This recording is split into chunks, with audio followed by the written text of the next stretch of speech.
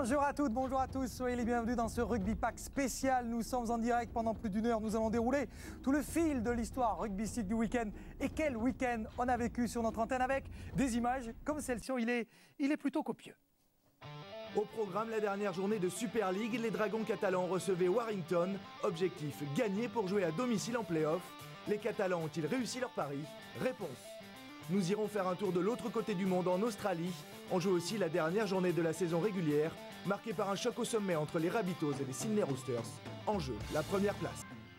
Allez, comme chaque semaine, on ne perd pas de temps dans cette émission. Nous démarrons avec la crème du rugby à 13 européen, la Super League. Les playoffs arrivent, vous le savez, et l'heure était à la mobilisation générale à Perpignan parce que samedi, les Dragons recevaient les Wolves de Warrington. Alors, petit rappel, les Wolves de Warrington sont deuxième au classement, ils sont d'ores et déjà qualifiés et surtout, ils savent qu'ils vont conserver ce fauteuil de dauphin. En revanche, pour les Dragons, ce n'était pas la même affaire. Il fallait absolument gagner ou ne pas perdre pour assurer un play-off à la maison. Vincent Pochelu était pour Rugby Pack à Perpignan. Regardez. Gagner pour s'offrir un premier tour de play-off à domicile, gagner pour régaler le public du stade Gilbert Brutus venu en nombre, gagner pour offrir une dernière aux deux partants, Rémi Castille et Steve Menzies.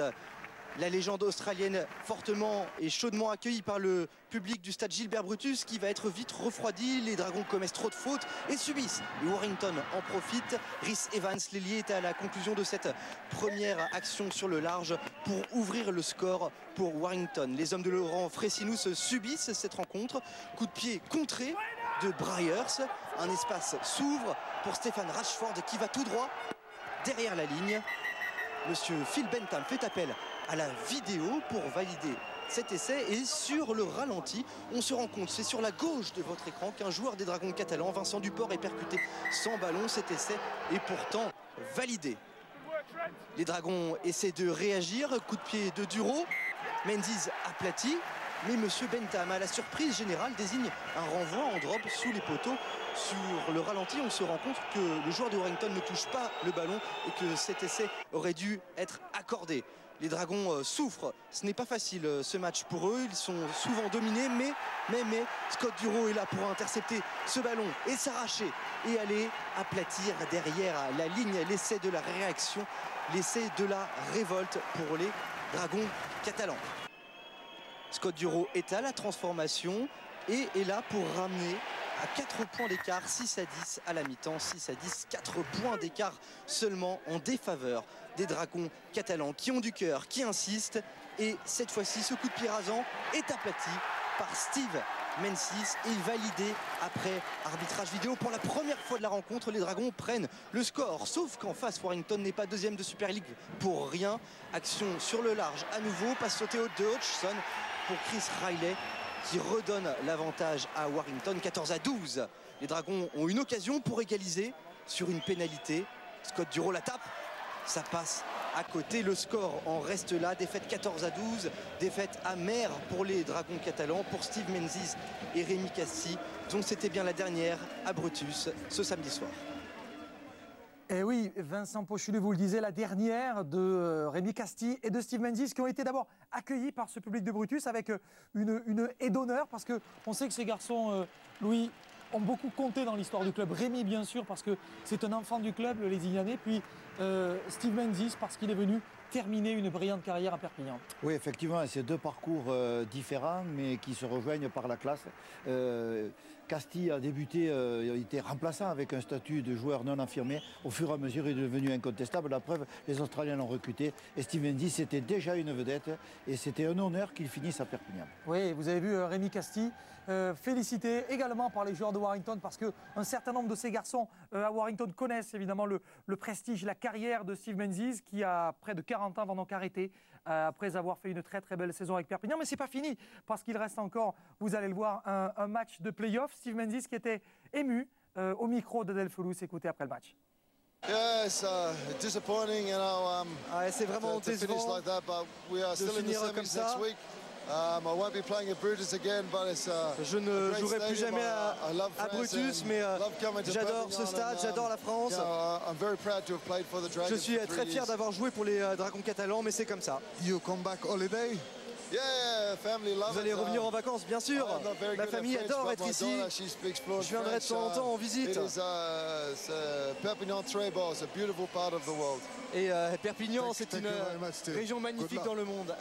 Ah oui, bien sûr que c'est une région magnifique et sa gare est même le centre du monde. Vous savez bien, Steve Menzies, interrogé par Adèle Felous, qui a toujours beaucoup d'à-propos, notre ami Adèle. Alors, cette émotion, bien sûr, ne doit pas masquer la déception de ses supporters catalans et aussi de ses joueurs, parce que Louis, le match a été perdu alors que il aurait pu être gagné, ou tout du moins, les Dragons auraient pu faire match nul. Mais Louis, ce match s'est déroulé dans des conditions très, très, très difficiles. Il a beaucoup plu à Perpignan.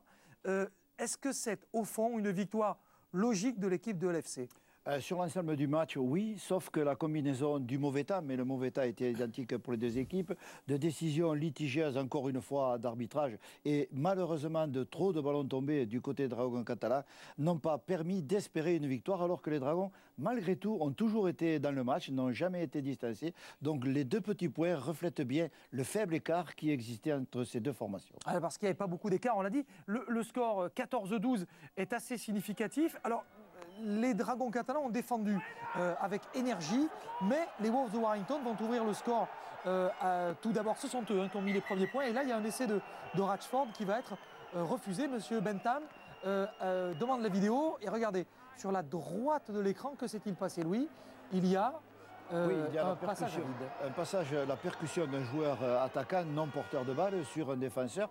Donc on a dû estimer que cette action était trop loin de l'action de la balle pour permettre de refuser l'essai. C'est l'interprétation qui est faite, sauf que ce geste est strictement interdit et il est intervenu dans une phase qui a conduit quand même à un essai. Eric, il n'y a pas de doute, passage à vide sur ce coup-là. Il y a découpage, ça c'est sûr. Alors c'est vrai que ça vient après un petit jeu au pied. C'est certainement pas volontaire, puisqu'il part à hauteur pour essayer de marquer cet essai. Mais c'est vrai que c'est plus que litigieux. Oui, voilà. Donc la discussion sera toujours là, puisqu'il y a 2 points d'écart à la sortie. Oui, voilà. alors, discussion, Louis, sur cet essai de Ratchford. Mais en revanche, pas de discussion, si l'on peut dire, sur cet essai-là qui va suivre, celui de Steve Menzies. Là, permettez-moi d'être un peu étonné, Louis. Monsieur Bentham ne réclame pas l'arbitrage vidéo. Là, oui. C'est assez curieux. C'est assez curieux parce que l'impression générale, c'est que Hodgson n'a pas touché cette balle dans la surface de l'embut.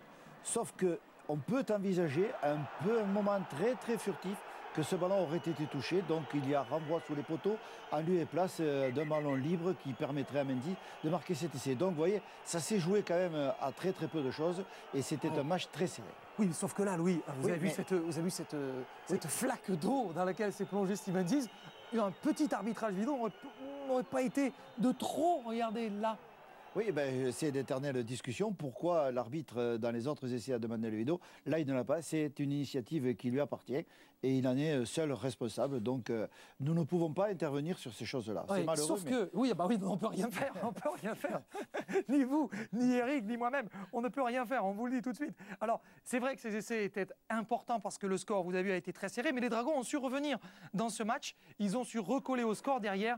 N'oublions pas l'équipe classée 2e au classement de la Super League. D'abord avec cette interception, on l'a vu dans le résumé de Vincent Pochelu, de Scott Duro, toujours parfaitement placé. Oui, Scott Duro qui a gardé toute sa lucidité, une partie de ses jambes, mais on sait que c'est une saison compliquée pour lui, une saison qui est difficile moralement, physiquement, mais quand même, il a toujours, nous l'avons vu lors de son retour au Magic Weekend, il a ses qualités de vision du jeu et de perception sont toujours très lucides. Et là, c'est un essai qui remet les Dragons dans le match. Alors, autre essai qui va remettre les Dragons dans le match, parce que regardez le score, ils étaient menés 10-6, le ballon toujours avec Scott Duro, un coup de pied très intelligent de Duro, et là, cette fois-ci, Steve Menzies aplati.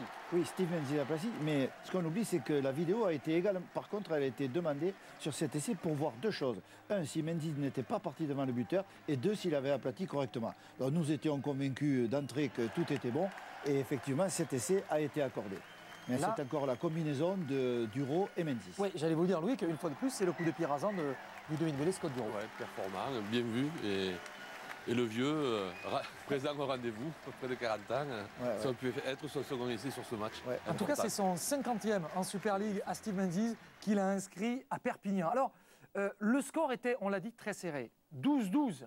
Rendez-vous compte, 12-12 dans un match où il ne fallait pas perdre pour les Dragons. Et le match nul aurait pu, lui, donner aussi la possibilité aux Dragons de recevoir un play-off à la maison. Il y a eu une pénalité en toute fin de match qui a été décisive. Elle est offerte à la botte de Scott Bureau.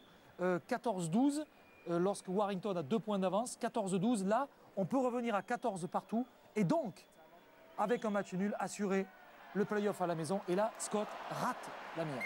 Oui, ça c'est le lot de tous les buteurs, même les plus grands. Il leur arrive de réussir des coups de pied que l'on pensait impossibles. Il leur arrive de manquer des coups de pied qui paraissaient immanquables. Et c'est ce qui s'est passé là aujourd'hui. Donc sur ce coup de pied, les Dragons perdent le match à domicile dans les playoffs. Alors on va récapituler les résultats de cette dernière journée de la phase régulière de Super League avec la victoire surprenante de Leeds face à Wigan. À Wigan, ça va avoir son importance. La victoire des Saints, là pas de cadeau face au LFC. Widnes est allé s'imposer à Salford. Ça n'a pas beaucoup d'importance pour les playoffs. Warrington, vous l'avez vu, a battu les Dragons à Perpignan. Et puis les Giants ont été sévèrement battus par Bradford. Ça, c'est un peu surprenant. Y aurait-il eu du relâchement, Louis, chez les Giants? Non, il n'y a pas eu de relâchement. Il y a eu tout simplement le coach Anderson qui a décidé de lancer dans le grand bain pour un match qui n'avait pas d'importance pour le classement. Mais il a voulu tester de jeunes joueurs. Donc il a mis une équipe expérimentale qui lui a permis de faire une revue d'effectifs pour lui, pour la saison prochaine, mais pas pour les playoffs, parce que l'objectif n'est pas du tout le même. Ça vous fait sourire, Eric? Oui, c'était une expérience qui a tourné court quand on prend 56 points. Oui. Mais il reste l'occasion de se rattraper dans ces playoffs pour l'équipe des Giants Huddersfield qui sera pas loin, à mon avis, je ne sais pas si vous partagez mon opinion, mes chers amis experts, du titre. Regardez les qualifiés pour les playoffs. Donc Huddersfield premier, Warrington deuxième, Leeds, Wigan, St Helens, Hull FC, les Dragons et l'équipe de Hull KR. Qu'est-ce que cela signifie, Louis, pour les Dragons catalans dans cette deuxième phase? Et pour les Dragons catalans, il y a encore l'espoir est de mise, bien sûr, puisque les Dragons, par contre, vont se déplacer chez leur adversaire. Et une victoire leur ouvrirait la porte des quarts de finale. Donc le parcours dans les playoffs pour les Dragons est simple. Ils n'ont plus le droit de perdre un match, puisqu'à la première défaite, ils sont tout simplement éliminés. Alors regardez, il y aura d'abord le match Huddersfield face à Wigan. Le gagnant, lui, ira directement en deuxième semaine. St Helens face à Hull KR. Le match entre Warrington et Leeds qui va valoir très cher. Et les Dragons iront donc ce vendredi, 6e contre 7e. Ils iront à Hull pour défier le Hull FC. Il faudra impérativement gagner, Louis. Il n'y a pas de joker pour les équipes qui ont terminé à la 6e et 7e place. C'est dire qu'il va falloir serrer les rangs pour les Dragons pour aller, je dirais, chercher un résultat. On sait qu'ils peuvent aller chercher le résultat, ces Dragons, mais à l'extérieur, ça ne sera pas chose facile, surtout face au LFC. Ah ben non, Rodolphe, rien n'est facile. Nous sommes dans la phase éliminatoire. Donc pour ces équipes, toutes les équipes, du moins les 4 dernières, savent qu'elles n'ont plus le droit à l'erreur. Donc la victoire est indispensable pour toutes ces équipes pour faire une journée de plus en espérant faire une autre et aller jusqu'à Old Trafford. Mais bon, c'est l'objectif, c'est la compétition. Les règles sont connues à l'avance, sont claires, sont écrites. Donc le tableau de qualification maintenant va suivre son cours et nous allons suivre ça avec beaucoup d'intérêt. Avec beaucoup d'intérêt, bien sûr, jusqu'au 6 octobre, date de la finale du championnat de Super League. Ça sera évidemment en direct et en exclusivité sur beIN Sport. Les playoffs, oui, en Super League, mais aussi en Australie. Il est temps d'aller faire un tour de l'autre côté du monde.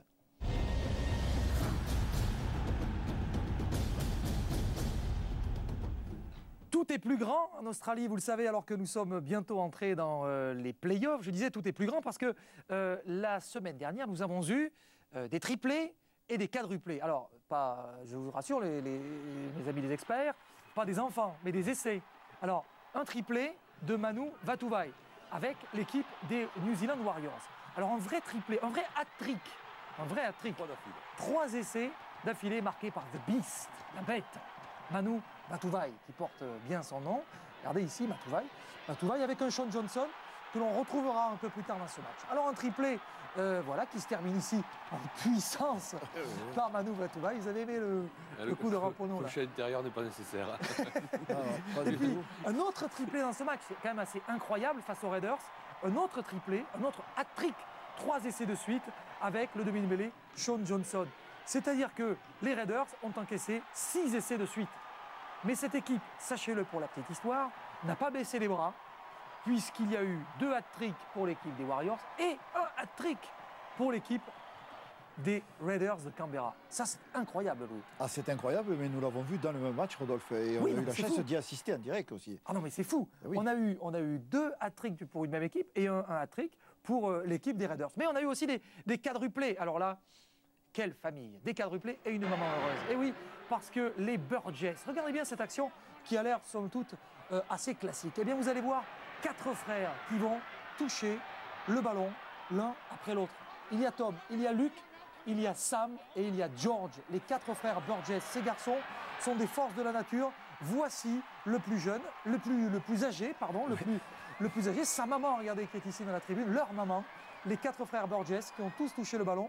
4 frères qui évoluent dans une équipe professionnelle. En Australie, ça ne s'était pas vu depuis 103 ans. On a écrit l'histoire. C'était un moment rare, Louis, d'avoir des joueurs de secteur professionnel qui évoluent dans la même équipe. Ah ben c'est rare, puisque Incroyable. dit, la dernière fois c'était il y a 103 ans, donc c'est pas courant. C'est pas la première fois qu'il y a 4 joueurs anglais qui jouent dans la même équipe en Australie. C'est arrivé 2 fois déjà, c'est la 3e fois avec eux, mais c'est la première fois qu'il y a 4 frères qui jouent dans la même équipe et dans la même journée. Et le dernier essai de cette équipe est marqué avec les 4 joueurs et les 4 frères qui ont touché la balle. Et oui, vous avez vu la maman qui est aux côtés du propriétaire du club, Russell Crowe, qui était extatique, la maman, d'avoir vu ces 4 jeunes enfants sur la pelouse assinés pour précipiter une victoire extrêmement précieuse. Alors, puisqu'on parle des Rabbitohs, il y avait un choc au sommet à l'occasion de cette dernière journée de la phase régulière.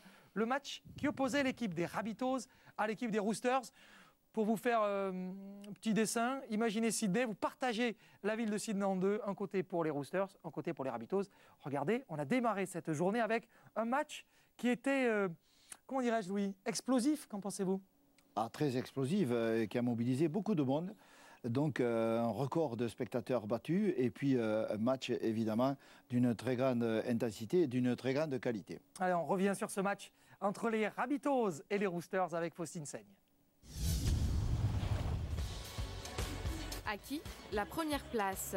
Choc au sommet entre les Rabbitohs, premiers du classement, et les Roosters, deuxième. Près de 60 000 spectateurs à la NZ Stadium, la tension est palpable. Et un match dans le match entre Sonny Bill Williams et Greg Inglis. Dès le début de la rencontre, le ton est donné. 12e minute, Greg Inglis justement dépose Sonny Bill Williams pour inscrire le premier essai du match. Adam Reynolds transforme, les Rabbitohs mènent 6-0. Inglis 1, Sonny Bill 0. SBW justement retient l'attention de la défense de South Sydney. Maloney en profite et file aplatir. Il transforme et ramène son équipe à égalité, 6 partout. Les Roosters continuent d'attaquer. 3 minutes plus tard, c'est Aidan Guerra qui trompe la défense pour aplatir en coin. James Maloney manque la transformation, 10-6 pour les Roosters. 5 minutes avant la pause, les Rabbitohs scorent à leur tour par l'intermédiaire de Jason Clark. Adam Reynolds, lui, ne manque pas sa cible. South Sydney rentre au vestiaire avec 2 points d'avance, sous le regard attentif de son président Russell Crowe.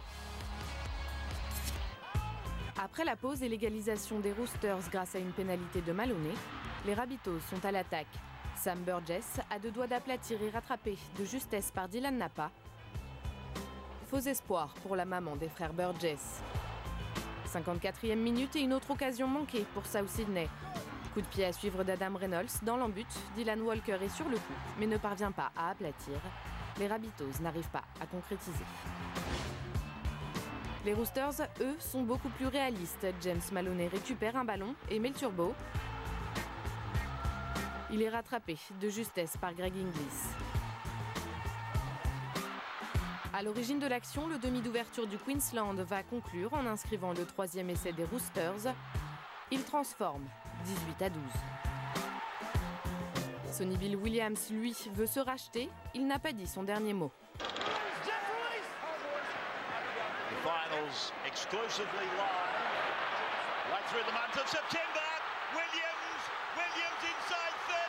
Gave it away and Pearce, he hears his way down the ground. La star kiwi offre le 4e essai à son demi de mêlée Mitchell Pearce. Les hommes de Trent Robinson mènent de 12 points. Pas de quoi décourager cependant les Rabbitohs déterminés à finir premier. Reynolds adresse une passe au pied à Farrell qui file aplatir. L'arbitre demande la vidéo à la réception de la passe. L'ailier commet une faute sur Tupou. L'essai est refusé. Les Roosters s'imposent 24-12 face aux Rabbitohs et en profitent pour leur chip et leur première place au classement. Les hommes de Trent Robinson repartent avec le trophée Giltinan Shield qu'ils n'avaient pas remporté depuis 9 ans. Et oui, les Roosters ont donc terminé cette phase régulière à la première place. Ils ont offert aussi un beau cadeau à Trent Robinson, mais à Faustine Seigne, qui est fan de Sonny Bill Williams. Et c'est pas la seule d'ailleurs. Sonny Bill qui a fait, vous avez vu, un très très beau match. Alors Louis, vous vous êtes intéressé à ce match. Justement, c'est l'heure de voir avec vous ce que vous nous avez préparé sur votre palette. Tout de suite, c'est notre rubrique Rayon X. Et nous allons parler de ce match justement entre les Roosters et les Rabbitohs. Regardez.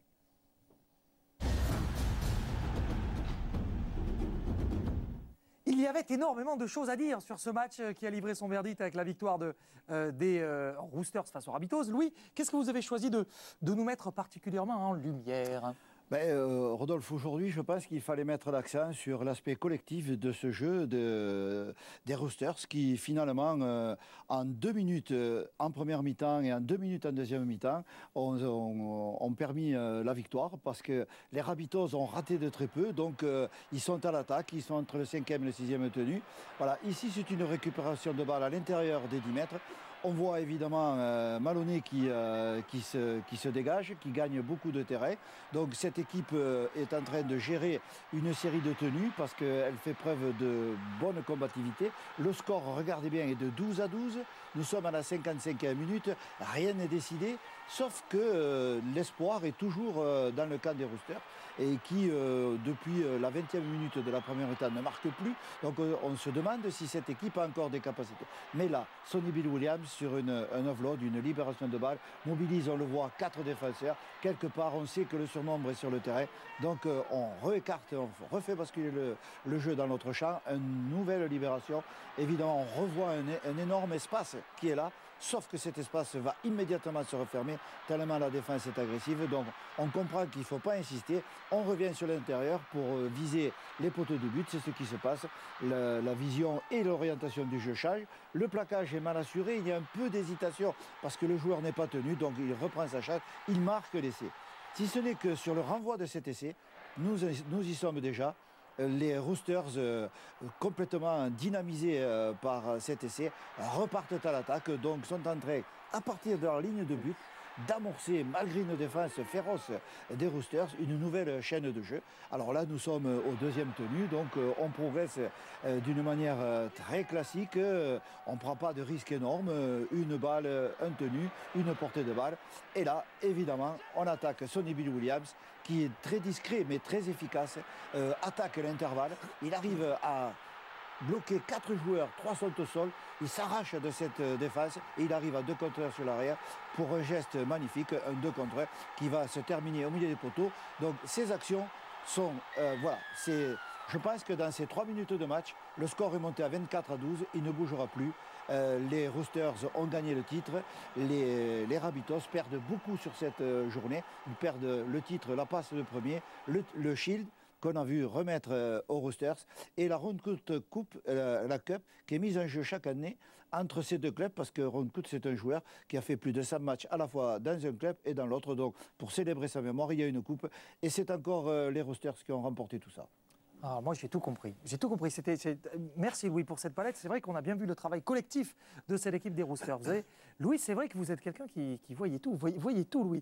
Alors, vous n'avez peut-être pas vu ça, mais moi, je me souviens d'une image. Regardez, j'ai une image à vous montrer, Louis. Regardez ça. C'est une image d'un match de la semaine dernière. Alors, ça a l'air assez anodin. Surtout, regardez et écoutez le commentaire. Écoutez. Kevin Gordon, bloqué au dernier moment. Vous avez vu le geste qui a jeté la chaussure du joueur? Alors, vous avez entendu? Alors, Laurent Bidault était avec vous, Louis, le commentaire. On vous a entendu? Vous avez vu le joueur qui a jeté la chaussure? Alors, honnêtement, vous avez vu, Eric? Vous? J'ai rien vu. Non, c'est pas vrai. Ah, si. Regardez l'image à nouveau. Est-ce que vous avez eu le temps de voir ça dans le direct? Regardez, on revoit l'image. pour Kevin Là. Gordon. Et on écoute, et on écoute. Bloqué au dernier moment. Vous avez vu le geste qui a jeté la chaussure du joueur? Non mais c'est incroyable, Louis, vous avez un sonar, il y a un truc, vous arrivez à...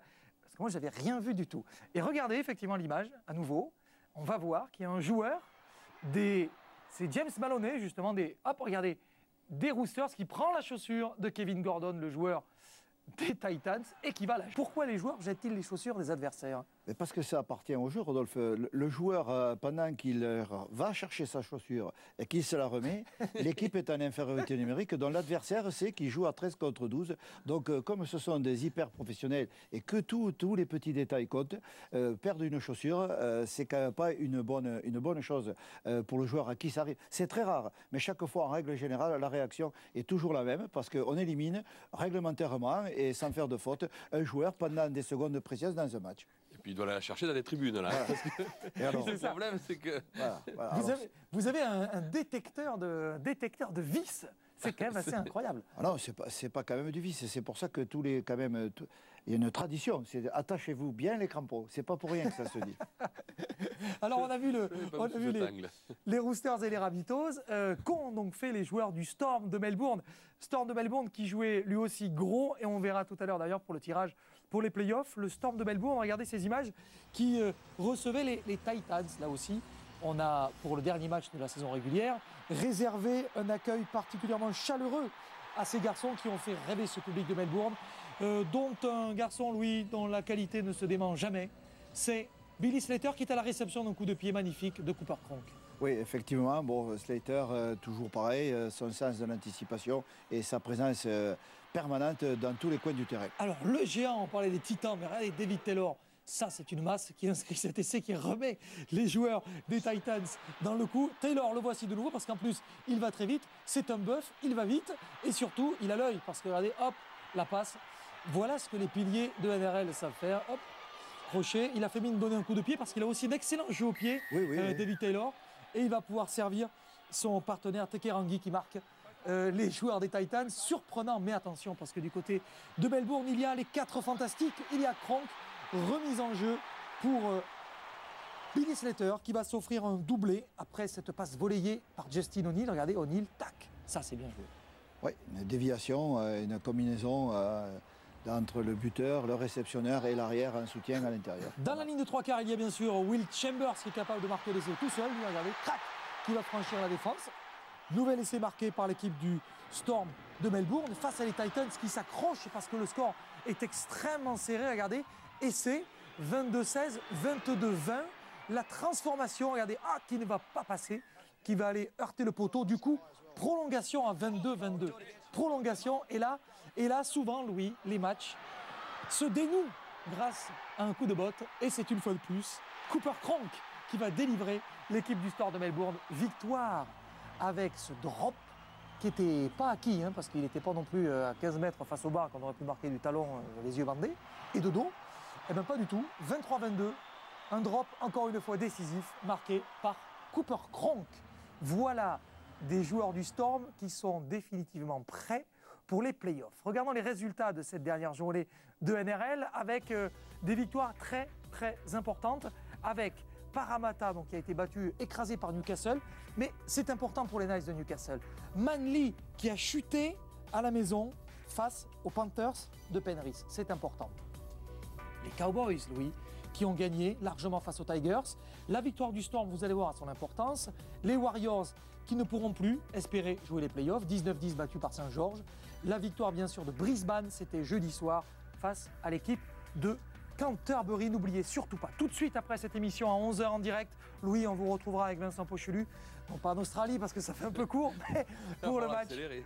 Ah oui, il va falloir accélérer. Dans les virages, ça, vous allez gagner de la vitesse. Canberra face à Cronulla. Ça sera le dernier match de cette 26e et dernière journée de NRL. Alors, le classement, le voici. Les Roosters premiers, les Rabbitohs deuxième. On est d'accord. 3e place pour Melbourne, 37 points. Le Gold Coast 9e, Penrith 10e. C'est dire que Penrith, les Warriors, les Broncos et la Gold Coast n'iront pas dans les playoffs. Ça s'est joué vraiment à très peu. Regardez le nombre de points, 26, 26, 26 pour le 9, 10, 11e. C'est passé très très près. Regardez donc les playoffs tels qu'ils vont se dérouler dans la NRL. ça va nous régaler de voir d'abord que Newcastle a réussi avec ce score fleuve à acquérir cette 8e place. Les Cowboys seront représentés aussi, Cronulla, Canterbury, Manly, Melbourne, South Sydney et les Roosters. Voici donc le programme qui nous attend pour ces playoffs de NRL et ça va être salé. Donc, du coup, Manly va jouer contre les Roosters. Les Roosters ayant terminé premier, Louis, ils ont un joker. Oui, tout comme Manly d'ailleurs. Tout comme Manly. Ensuite, 5e contre 6e, ce match qui vaudra cher entre les Bulldogs et les Cowboys. Entre 6e et 7e, les Sharks de Cronulla face à Newcastle, ça sera là, éliminatoire. Et puis un autre match qui va opposer deux équipes qui ont terminé respectivement 2e et 3e, qui va valoir cher aussi. C'est le match entre le Storm et les Rabbitohs. Je n'ose pas vous demander de pronostic, Louis. Non, non pas vous, Louis. Je préfère demander un pronostic à quelqu'un qui est en Australie, car il est l'heure pour nous de retrouver les NRL News.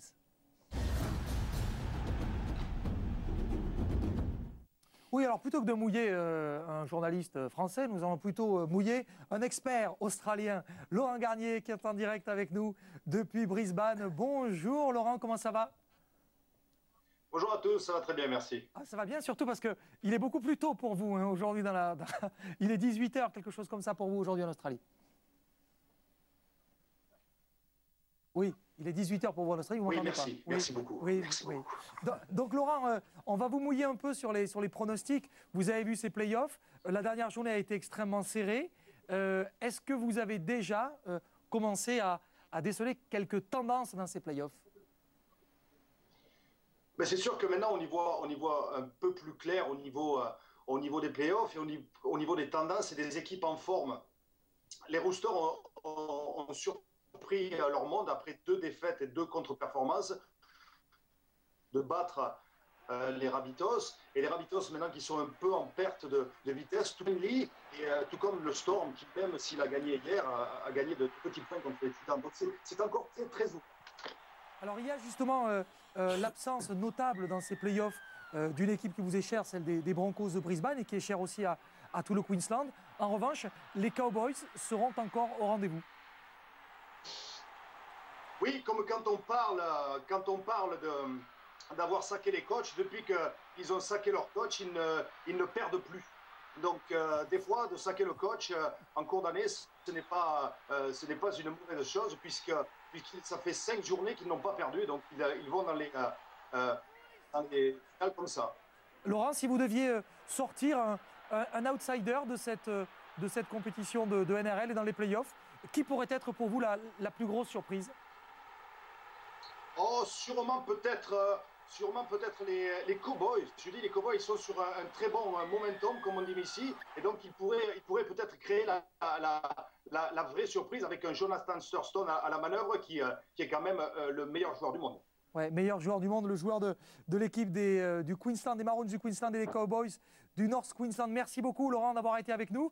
On vous retrouvera la semaine prochaine, dès jeudi, dans un nouveau Rugby Pack. Et vous pouvez aller, non pas fêter la victoire de votre équipe parce que vous avez perdu. Aujourd'hui, on est un peu désolé pour vous.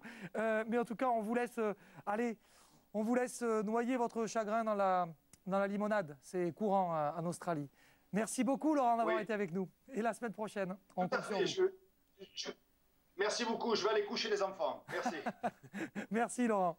Allez, notre émission est déjà terminée, Eric, mais j'ai l'impression qu'on a commencé il y a 3 minutes. Merci en tout cas à toutes et à tous d'avoir été avec nous. Merci à notre réalisateur David Sellers. Merci aussi à Bertrand Béguet, Vincent Pochelu, Faustine Seigne et Florent Dulin qui ont travaillé sur cette émission. Nous, on se donne rendez-vous jeudi. Soyez au rendez-vous pour Rugby Pack. Et tout de suite, c'est du rugby à 13 avec les Raiders face aux Sharks. Et d'ici là, portez-vous bien. Salut!